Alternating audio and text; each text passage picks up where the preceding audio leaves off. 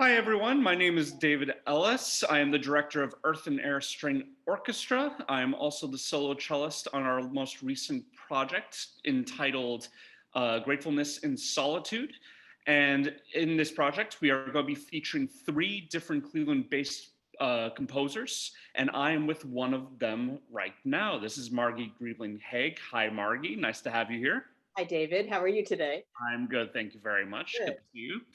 Um, for these particular conversations, I thought we would just talk more about general aspects in terms of how you got into music and similar questions such as that. And we might also get a little bit into the pieces as well. But primarily, this is for those of you out there who have seen the concerts. And specifically, these are going to be pieces that are part of the salon concerts, and they will be delineated between the two different kinds. And they're entitled, I should say. This is Little Risks and Little Doubts, which are the two cello duos that Margi wonderfully composed and are really wonderful pieces. But these are going to be conversations just to kind of get you into the composer's head, shall we say, in terms of what influenced them and kind of what their approach to composition is. So without further ado, Margi, how did you get into music? Well, I come from a family of composers, which is pretty rare, actually. My dad, who was a self-taught composer, but with a great deal of talent, became fairly well known in the Akron, Cleveland area, actually, for his very neo-romantic, lush compositions. And my mom has been a pretty renowned piano theory composition teacher for most of her adult life as well. My older sister also started composing extremely young because we both studied theory with my mom starting in extremely early childhood. Mhm. And since my sister's 3 years older than I, of course, I was constantly competing, kind of as the little sister would do, always trying to catch up with her. My sister's a very talented composer. And so it kind of became a thing to do in our family. So I probably was putting notes on paper by the time I was 4 or 5. Mhm. Um, and my sister was also doing that by the time she was 4 or 5. So, by the time I was old enough to hold a pencil and do it, I was starting to write down tiny little melodies. Um, the Akron school system had something that was very, very unique. It may be still unique in the country, I don't know, but it was a program put on by the Children's Concert Society of Akron that was the Scholastic Composers Contest. Mhm. And kids could submit pieces in very different categories and different age groups, different grades, and so forth, um, all the way from first grade up through senior high school, up through 12th grade. And prizes were given. And if you won a first or a second or third prize, you'd get an honor for it. And if you won a first prize, you'd perform your music at a little concert that they had every spring. And it became kind of a thing, especially at Firestone High School in Akron.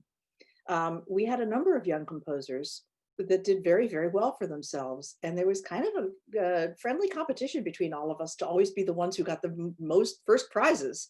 Mhm. And, you know, in that list, of course, were my sister and myself. So I would say that the idea of being rewarded is a good way to get little kids interested. And then once you get a taste for it, you kind of continue, Mhm. I'd have to say, into bigger and more important contests. And that's exactly what happened. I went on to do extremely well nationally in the National Federation of Music Clubs contest. I won a BMI award when I was 14 and was the youngest of the field and the only girl. Most of the guys were in their 20s. It was anonymous and it was for the Western Hemisphere. So it was competitions that got me really going and also just really loving the craft of it. Once I got hooked, Yeah. there you went. Fascinating that you started kind of in the Ohio region, Yeah. because if that was Mhm. the Very case. locally in Akron, and then, as I say, it branched out to Ohio and then region and then national and Exactly. then that big international prize. So, yeah. Well, wonderful. Now, I already know this, the answer to this question because we've talked about this a bunch, but do you want to talk about kind of the instrument that you play, what your primary sort of performance instrument is? Sure, absolutely. So my primary performing instruments are oboe and English horn. I'm not too terrible of a pianist, but when I was a little kid, violin was foisted on me because we had one in the house. And to tell you the truth, I wasn't horrible at it, but I didn't love it. and I probably cried the varnish off the thing in lessons because I wanted it to sound better than it was going to with the amount that I was willing to practice it, shall we say. But I fell in love with the sound of the English horn. When I was a little kid, I was in the Cleveland Orchestra Children's Chorus and the Blossom Festival Chorus at a very, very young age. And sitting on stage out at Blossom and at Severance Hall, I just fell in love with the English horn. And that's what I wanted to play. And it took 2 years. I was 7 when this happened. It took 2 years before the Akron Public Schools would allow me to try an oboe, which was considered to be a senior high school instrument. But they finally did. And I took to it. I really took to it and quickly got my own instrument and private teacher. And within a year, I was studying with the English horn player in the Cleveland Orchestra. So oboe, English horn were the things. I eventually got an English horn, and that was a happy, happy day. But I just love the sound, and there it is. Would you say that that kind of influence, I mean, I know that you've written a lot of pieces for oboe or multiple oboes, et cetera, but would you say that that sound world also kind of influenced the way that you think compositionally? No, I would say I played in youth orchestra so much, and I played violin in a string quartet while I was still playing violin. I played for 6 years. And I played in youth orchestra on oboe, won a couple concerto competitions, was fascinated with writing for orchestra as early as I could. And I played so much chamber music and was just exposed to so much music that I don't think that I specifically did gravitate towards writing for the oboe. In fact, I kind of avoided it for a while because at first I found it a little distracting to try to play my own music. I kind of, I still don't necessarily want to be the person to play my own music, although I will do it, absolutely. But when I'm composing, I prefer to sit out. I'd prefer to sit out and maybe give my advice or my insight into what I was aiming for, do some coaching, that kind of thing, rather than have to do that from within while also worrying about the reeds and the technique and everything else. So yeah, no, I would say oboe, a lot of oboe composition for me came considerably later as I became more and more known for it. That's very interesting. That's very cool. Yeah. Well, kind of, I guess it's probably going to, in some ways, influence at least the next question I'm going to ask, which is what composers would you say most influenced your style, whether it be necessarily with regards to color or just form or even stuff you just listened to early on that you were like, that's cool, I want to write stuff like that? Bartok has to be on that list. Absolutely, Bartok does. Stravinsky, these are the chestnuts, obviously. The early 20th century colorful composers from the Russian, Eastern European, French school definitely rang my bell. But I love Barber as well. I love Benjamin Britten. I'm naming a lot of people from the early and mid 20th century, obviously. I have a great affinity for the harmonies in Poulenc. I have been weirdly, a couple people have said, oh, your music sounds like Berg. And I don't dislike Berg at all, but I'm thinking, really? Because that's not what I would have considered an influence on me. And I don't think I've listened to Berg often or deeply enough, frequently enough to have it be an influence. But anyway, it's funny what other people say they hear. I have definitely had people say, oh, I hear Prokofiev, or I hear Poulenc, or I hear Bartok. Definitely happens to me some. And again, it has a lot to do with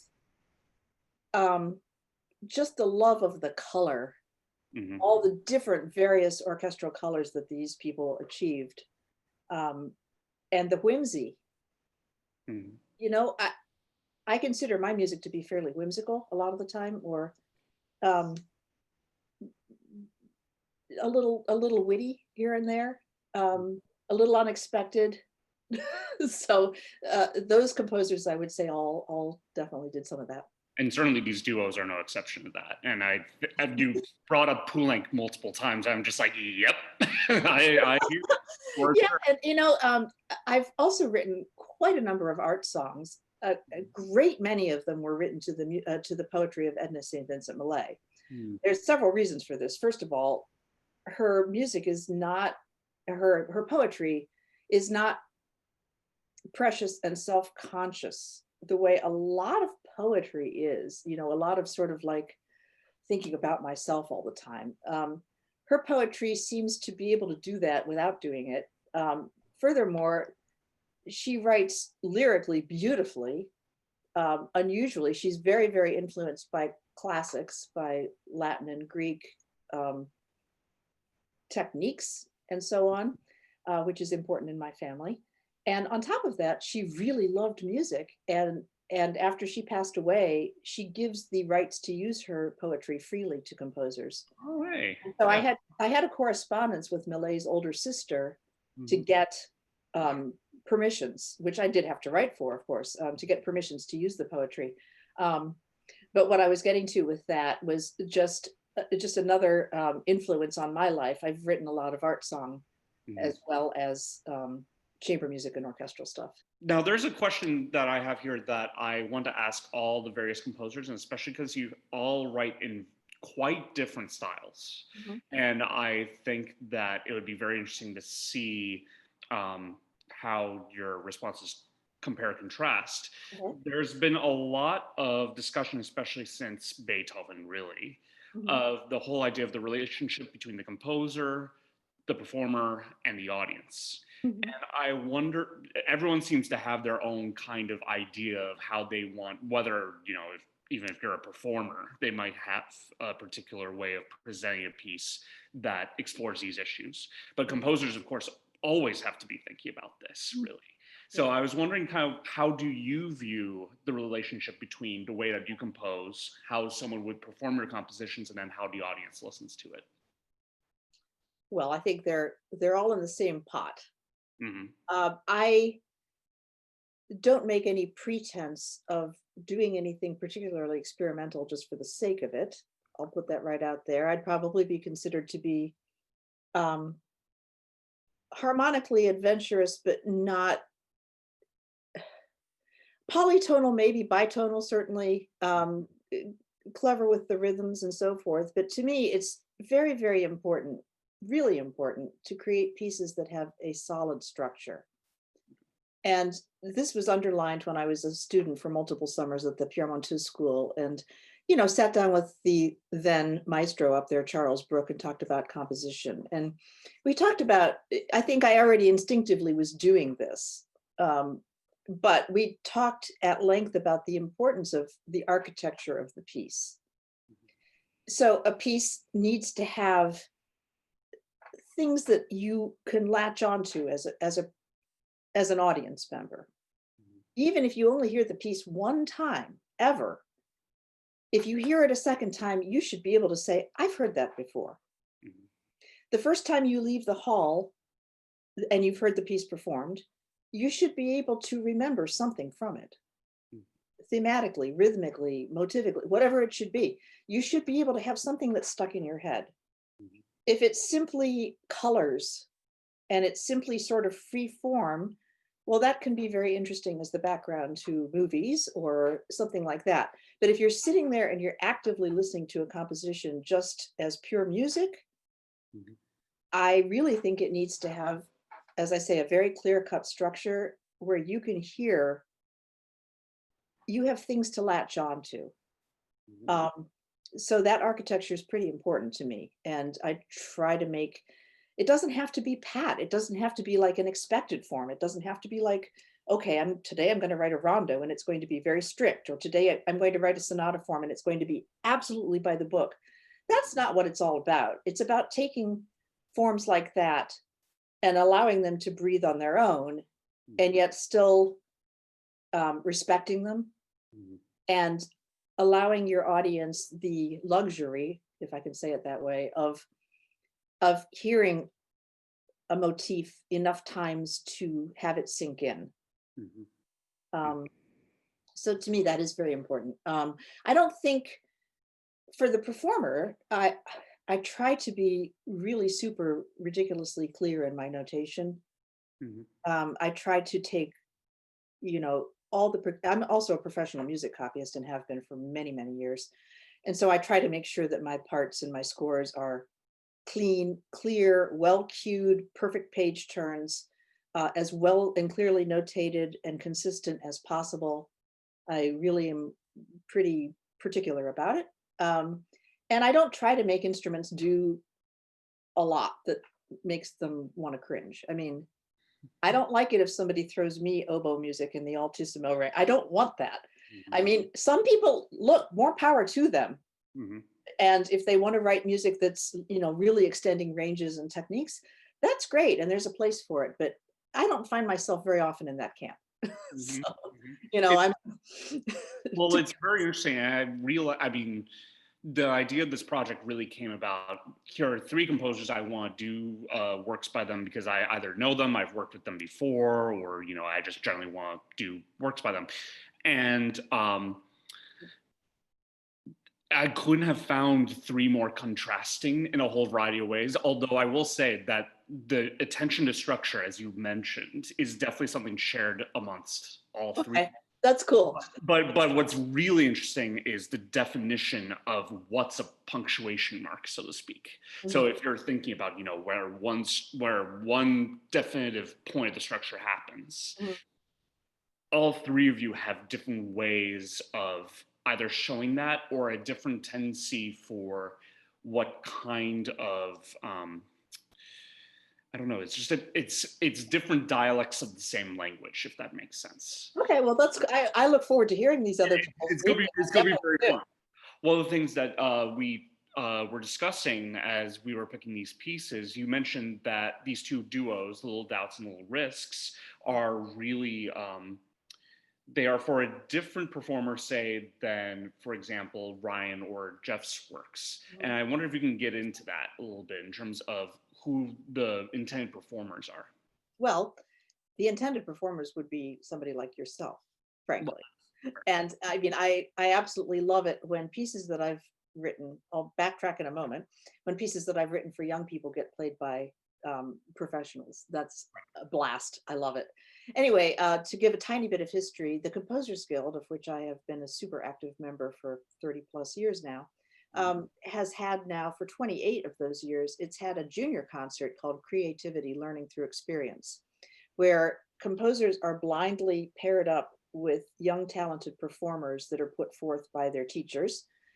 Every year there are 10 to 12 either singles, solo performers, or sometimes ensembles, sometimes larger ensembles, but whatever it is, we composers who put our hands up and say, yeah, I'll do that this year, mhm, get paired up.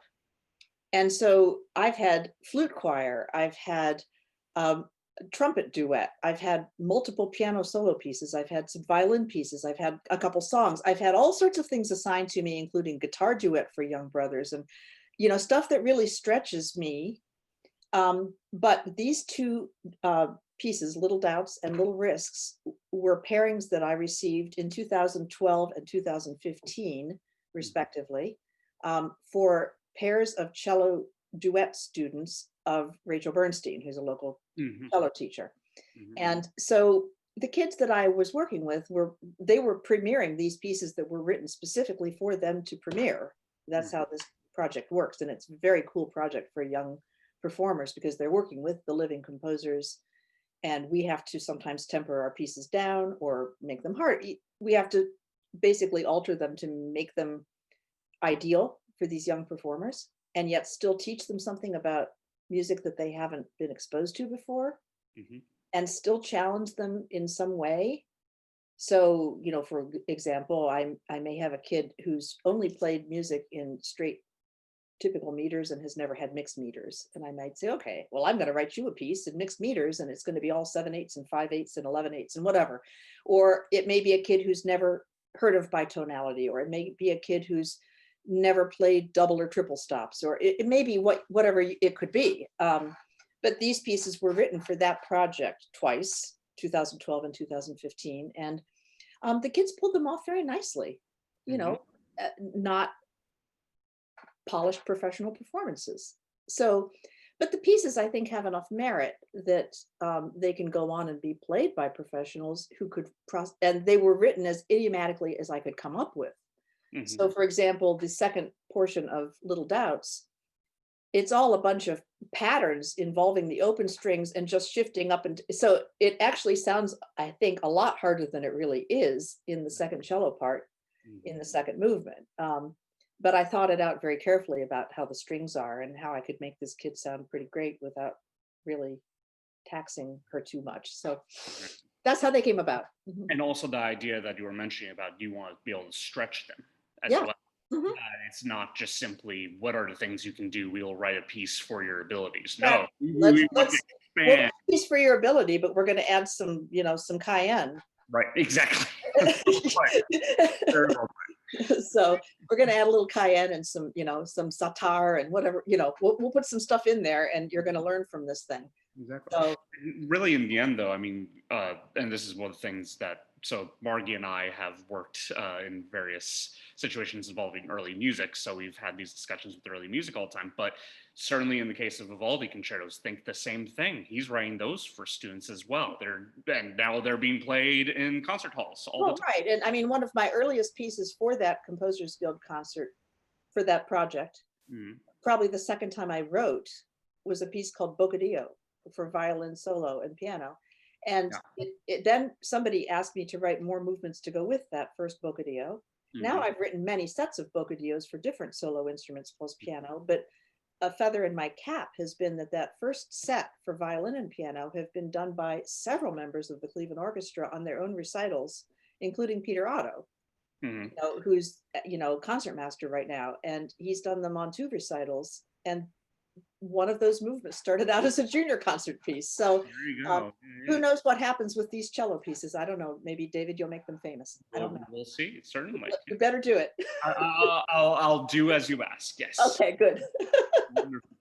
Um, that really kind of is the last thing that we really have to mention, just because, like, my last question was, how would you like the audience to listen to these works? Which kind of, we've given a lot of background on it, but is there anything that you would give our audience members, just if you're going to be sitting down with your fancy speakers, since we're all in quarantine, um, if you were to sit down, listen to these pieces, is there any particular emotional response or any particular, like, in a few words, how would you want them to listen to these pieces?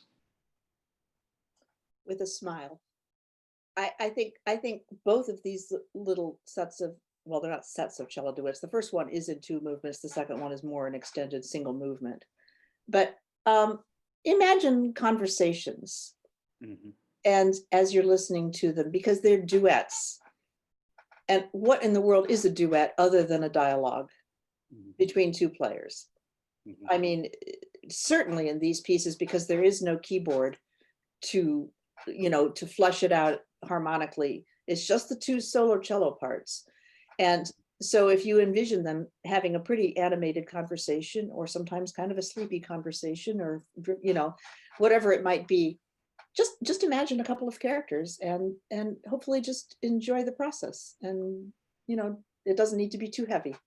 Not with Wonderful. these, not with these, No, with these, no, with these. not with these. Wonderful. Well, for those of us who are watching this right now, in the description below, you will find a link that goes straight to the Salon Music concert portion where both of these duos are featured. You'll notice that I am playing both parts. So if you wish So to, excited to see you do this. This I will. it'll be fun. But for those who wish to watch me talk to myself, so to speak, the link is down below. That's right, David Ellis and his unknown identical twin. Exactly. I should wear different shirts. Yeah, That's exactly. right. So, Margie, thank you so much for joining us. Okay, and thank you, David. That was a lot of fun talking to you about this. Absolutely. Thank you. And we will be in touch for the next time. All right, sounds good. Thank you. Thank you, everybody.